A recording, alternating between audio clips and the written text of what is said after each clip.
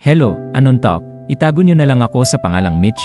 Noong una, akala ko ay isa lang akong pangkaraniwang estudyante sa klase ni Sir Daniel, isa sa mga pinakagalang-galang at hinahangaang guro sa aming paaralan. Pero hindi ko inasahan na ang simpleng paghanga ay hahantong sa isang lihim na relasyon.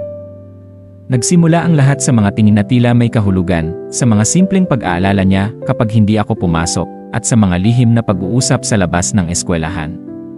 Alam naming mali, pero hinayaan naming magpatuloy ang nararamdaman namin. Hanggang sa isang araw, nahuli kami ng isang co-teacher niya. Doon nagsimulang bumagsak ang mundo ko.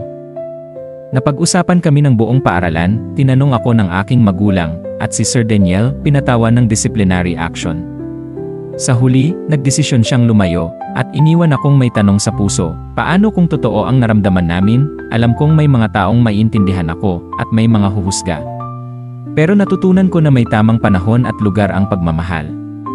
Kaya sa mga nakaka-relate sa kwento ko, anong gagawin niyo kung kayo ang nasa sitwasyon ko? Bigyan natin ng payo ang ating sender sa pamamagitan ng pagkomento sa ibaba.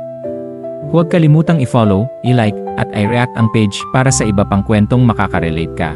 Kung gusto mo rin magbahagi ng sarili mong karanasan, PM mo lang kami, makikinig kami.